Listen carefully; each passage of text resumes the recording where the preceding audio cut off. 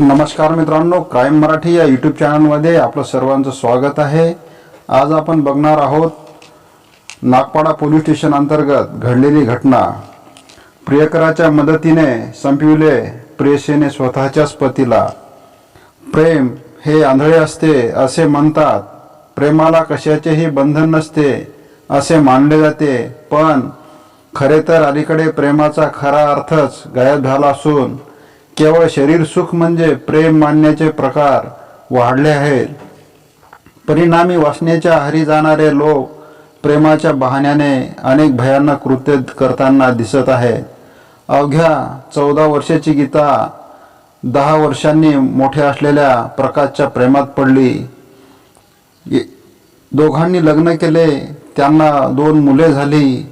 10 वर्षाचा काळ निघून गेला आणि 24 वर्षाची विवाहिता ही 2 मुलांची माता 22 वर्षीय सुमितच्या प्रेमात पडली। तो तिच्यापेक्षा 2 वर्षांनी लहान होता आणि दोघांनी बालपणापासूनच ओळख होती। ते दोघे बालपणापासूनच एकमेकाच्या प्रेमात होते असेही सांगितले जात आहे। यातील पोलीस सत्य शोधून काढतीलच, पण वयाच्या 20 ते 22व्या वर्षी प्रेमासाठी एखाद्याचा खून करण्याची मानसिकता तयार होणे ही समाजासाठी अत्यंत घातक आहे।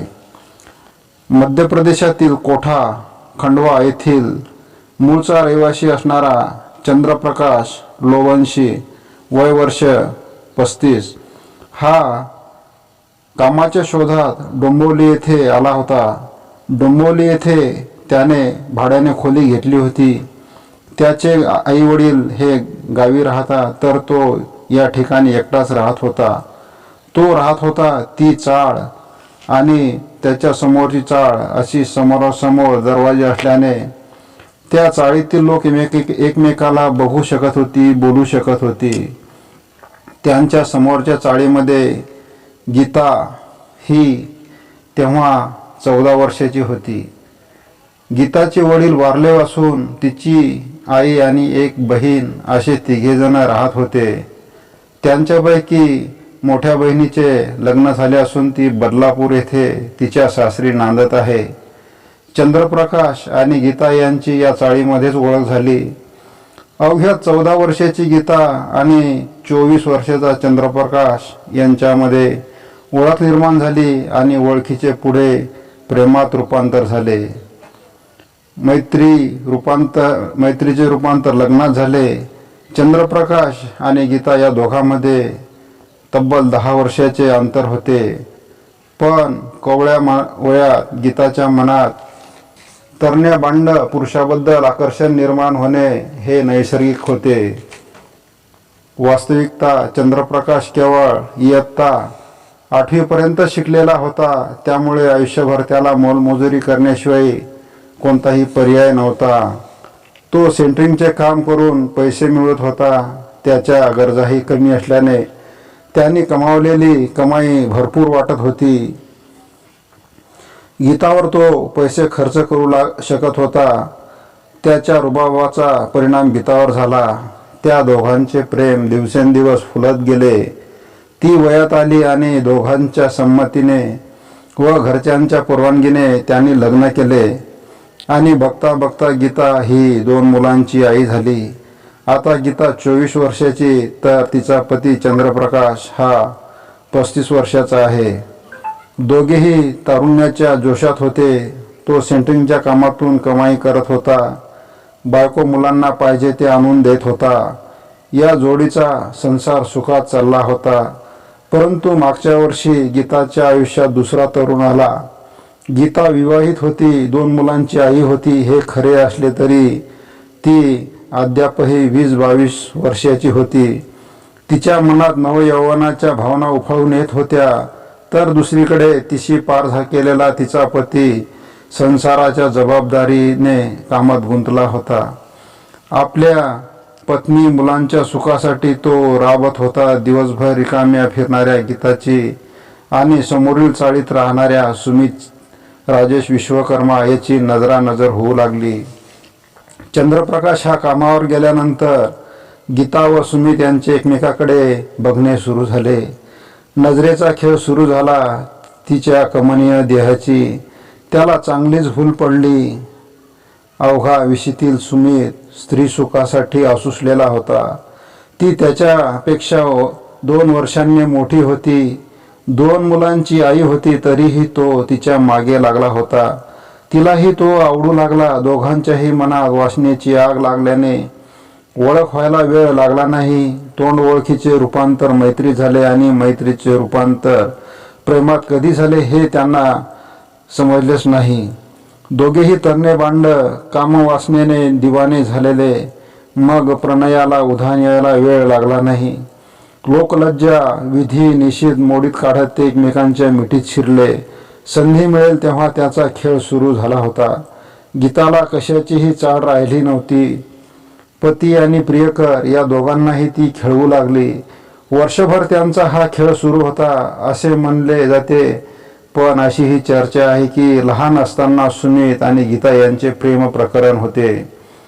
ती त्याच्यापेक्षा 2 वर्षांनी मोठी होती. मुळातच मुली लवकर मोठ्या दिसू लागतात. त्यातच ती सुमितपेक्षा 2 वर्षांनी मोठी असल्याने ती जास्तच मोठी वाटत होती. दुसरीकडे तिच्या आयुष्यात चंद्रप्रकाशच्या रूपाने एक तरणाबांड पुरुष आला. साहजिकच तेव्हा तिला सुमित खूपच लहान वाटला आणि तिने चंद्रप्रकाशशी लग्न केले.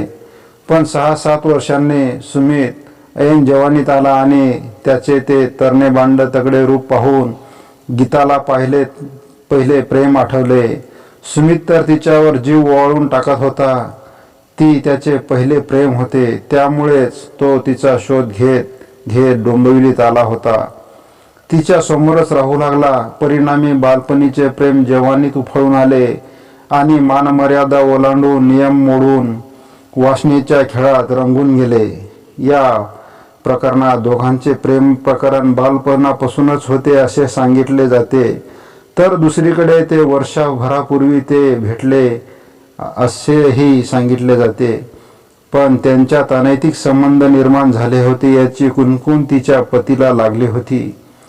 त्यामुळे घरात भांडणे सुरू झाली होती. चंद्रप्रकाश अलीकडे तिला मारहाण करू लागला असे समजते. ही बाब गीताने तिचा प्रियकर सुमित याला सांगितली. ती म्हणाली की मला माझ्या पतीकडून खूपच त्रास होत आहे. आपल्या प्रेमाची त्याला माहिती मिळाली असून त्याने माझ्यावर बंधने टाकली आहेत. तू लवकरच काहीतरी कर. हे ऐकून सुमित पिसाळला. आपल्या प्रियसीला तिचा पती त्रास देतो हे त्याला सहन झाले नाही. नंतर त्या दोघांनी विचार विनिमय केला आणि चंद्रप्रकाशला कायमचेच या जगातून देवाकडे पाठवण्याचे त्यांनी ठरविले. यासाठी त्या दोघांनी एक प्लॅन रचला. गेल्या 4 महिन्यापासून सुमित चंद्रप्रकाशला ठार मारण्याची संधी शोधत होता. परंतु तशी त्याला संधी मिळत नव्हती. दिनांक 20 जानेवारी 2024 रोजी चंद्रप्रकाश हा नेहमीप्रमाणे कामावर निघून गेला. तेव्हा सुमित गीताला भेटण्यासाठी आला. तेव्हा सुमित म्हणाला की आज काम फत्ते करायचे आहे. तसेच संध्याकाळी त्याने त्याच्या 2 मित्रांना सांगितले की तुम्ही चंद्रप्रकाशला घेऊन या. त्याला सांगा की त्याच्या मनामध्ये जे काही गैरसमज आहे तो काढायचा आहे. त्या संदर्भात बोलायचे असल्याने थोडा वेळ ये असे सांगा आणि त्याला घेऊन या. सुमितने दिलेल्या या सूचनेनुसार त्याचे 2 मित्र चंद्रप्रकाशकडे गेले. त्यांनी गोड बोलून चंद्रप्रकाशला सांगितले की तुझ्यात व सुमितमध्ये जो वाद आहे त्या संदर्भात आपल्याला बोलणी करायची आहे. हे प्रकरण संपवायचे आहे. सुमित तुझ्याशी बोलायला तयार आहे. त्याचे हे बोलणे ऐकून चंद्रप्रकाश त्याच्यासोबत जाण्यास तयार झाला. ते दोघे चंद्रप्रकाशला घेऊन सुमितने सांगितलेल्या ठिकाणी घेऊन आले. तो परिसर अत्यंत निर्जन होता. सायंकाळची वेळ असल्याने त्या परिसरात चिटपाखरूही नव्हते. ते दोघेही चंद्रप्रकाशला तेथे पोहोचले तेव्हा सुमित त्यांची वाटच पाहत होता. सुरुवातीला दोघात बोलणे सुरू झाले, पण हळूहळू वातावरण तापू लागले. ते तिघे होते तर चंद्रप्रकाश हा एकटाच होता. त्यांच्या तडाख्यात सापडला होता. कोण परिसरात कोणीच नव्हते. ही संधी साधून त्या तिघांनी चंद्रप्रकाशवर हल्ला केला. त्याला ते तिघे बेदम चोप देऊ लागले. इतक्यात सुमितने खिशात लपून ठेवलेली सुरी काढली आणि क्षणात चंद्रप्रकाशच्या गळ्यावर फिरवली. चंद्रप्रकाशला काय करावे हे सुचले नाही आणि तो जमिनीवर रक्ताच्या थारोळ्यात पडला. थोड्याच वेळात हातपाय घासून चंद्रप्रकाश निश्चित पडला. तो ठार झाल्याची माहिती सुमितने करून घेतली. त्यानंतर मृतदेहाची विल्हेवाट लावण्यासाठी ते विचार करू लागले. त्यावेळी त्यांनी तो मृतदेह झाडाझुडपात लपून ठेवला आणि ते तिघे घरी आले. 4 तासानंतर रात्रीच्या काळोखात सुमित हा त्याच्या मित्रांना घेऊन पुन्हा घटनास्थळी पोहोचला. त्या तिघांनी तो मृतदेह उचलला आणि गाडीत घेतला. तेथून ते आडिवली गाव, नेताजी नगर, गणेश राधाकृष्ण मंदिराच्या मागील बाजूस असलेली एकांतातील विहीर आले. त्यांनी आधीच ती विहीर पाहून ठेवली होती. तेथे त्यांनी 50 ते 60 किलो वजनाचा दगड घेऊन चंद्रप्रकाशच्या मृतदेहाला नायलॉनच्या दोरीने व केबल वायरने बांधला. त्यानंतर तो मृतदेह विहिरीत टाकून ते पसार झाले. जड दगड बांधल्याने मृतदेह तळाशी जाईल आणि कुजून जाईल असे त्यांना वाटत होते. त्यामुळे ते बिनधास्त होते. त्यानंतर सुमितने त्यांची प्रेयसी गीता हिला फोन करून सांगितले की काम फत्ते झाले आहे. त्यानंतर कुणाला संशय येऊ नये या विचाराने गीताने 21 जानेवारी सायंकाळी 7 वाजताच्या सुमारास मानपाडा पोलीस स्टेशन गाठले. कालपासून माझा पती बाहेर गेला आहे, तो आला नाही अशी मिसिंगची तक्रार नोंदवून ती मोकळी झाली. मानपाडा पोलीस ठाण्यात हाऊसला महिला सहाय्यक पोलीस निरीक्षक निशा चव्हाण ह्या त्यावेळी कर्तव्यावर होत्या. सकाळची वेळ असल्याने पोलीस ठाण्याच्या शांतता होती. हळूहळू घड्याळाचे काटे फिरत होते. सकाळचे 10:15 वाजले होते. API निशा चव्हाण ह्या ठाणे अंमलदाराच्या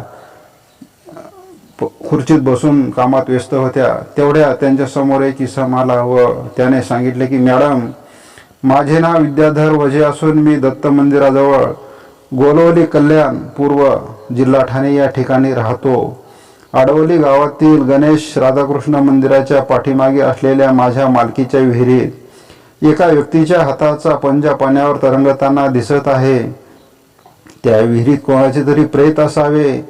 एवढ्या सकाळी गंभीर बाब ऐकताच API निशा चव्हाण यांनी पोलीस स्टेशन डायरीला नोंद करून पोलीस ठाण्यात हजर असलेल्या कर्मचाऱ्यासह त्या पोलीस जीपने त्या इसमासोबत निघाल्या. त्यांनी याबाबत वरिष्ठ पोलीस निरीक्षक अशोक होनमाने, पोलीस निरीक्षक गुन्हे राम चोपडे, पोलीस निरीक्षक व कायदा सुव्यवस्था दत्तात्रय गुंड यांना फोनवरून माहिती दिली असता वरिष्ठांनी तात्काळ घटनेची शहानिशा करण्याचे आदेश दिले.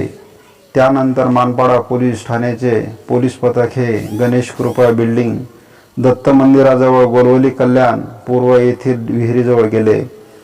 त्यांनी आत डोकावून पाहिले असता त्यांना त्या पाण्यात एका इसमाचा हात तरंगताना दिसला. त्यांनी बारकाईने पाहणी केली असता त्या पाण्यामध्ये मृतदेह पडला असावा अशी त्यांची खात्री झाली.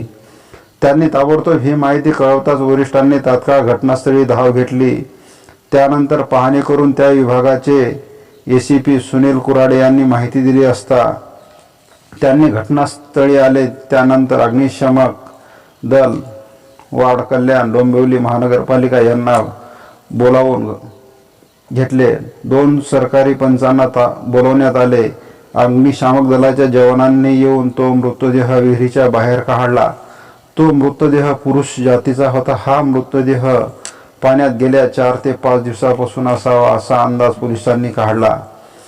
घटनास्थळी पोलिसांनी डॉक्टरला पाचारण केले. डॉक्टरांनी घटनास्थळी आले आणि मृतदेहाची तपासणी केली असता त्या इसमाचा मृत्यू हा अनैसर्गिक असल्याचे त्यांनी सांगितले. त्या मृतदेहाची पाहणी केली असता त्याच्या अंगात लाल रंगाचा शर्ट व तपकिरी रंगाची फुल पॅन्ट दिसून आली. एका काळ्या रंगाची नायलॉन दोरी व केबलने वायरने 50 ते 60 किलो वजनाचा दगड पोटाला गच्च बांधला होता. एकूणच कोणीतरी त्याचा खून करून पुरावा नष्ट करण्यासाठी त्याचा मृतदेह पाण्यात टाकून दिल्याचे स्पष्ट दिसत होते.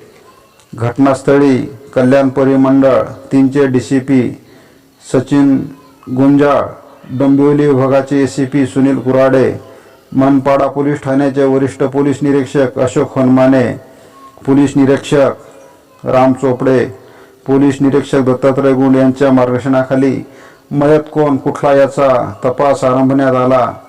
महिला सहाय्यक पोलीस निरीक्षक निशा चव्हाण यांनी त्याची ओळख पटवण्यासाठी मनपाडा पोलीस ठाण्यात काही मिसिंग रजिस्टरमध्ये धागादोरा सापडतो का याची चाचपणी केली. तेव्हा मनपाडा पोलीस ठाण्यात मिसिंग रजिस्टरवरून मयत इसमाचे वर्णन जुळत होते. त्या मिसिंग इसमाचे नाव चंद्रप्रकाश सुरेश चंद्र लोवंशी, वय वर्ष 35 वर्ष, राहणार आकांक्षा, अपार्टमेंट रूम नंबर 10, शिवशक्तीनगर, दावडीगाव, डोंबिवली पूर्व असे होते. हा इसम दिनांक 20 जानेवारी 2024 पासून सायंकाळी 6 वाजतापासून बेपत्ता असल्याची तक्रार त्याची पत्नी गीता चंद्रप्रकाश लोवंशी, वय वर्ष 24 हिच्या खबरीवरून नोंदवण्यात आलेली होती. मनपाडा पोलीस ठाण्यात मिसिंग रजिस्टर क्रमांक 31/2024 ही नोंद असल्याचे निदर्शनास आल्याने गीता लोवंशीला बोलावून घेण्यात आले. मयत इसम दाखविला असता तिने तो मृतदेह तिचा पती चंद्रप्रकाश याचाच असल्याचे सांगितले.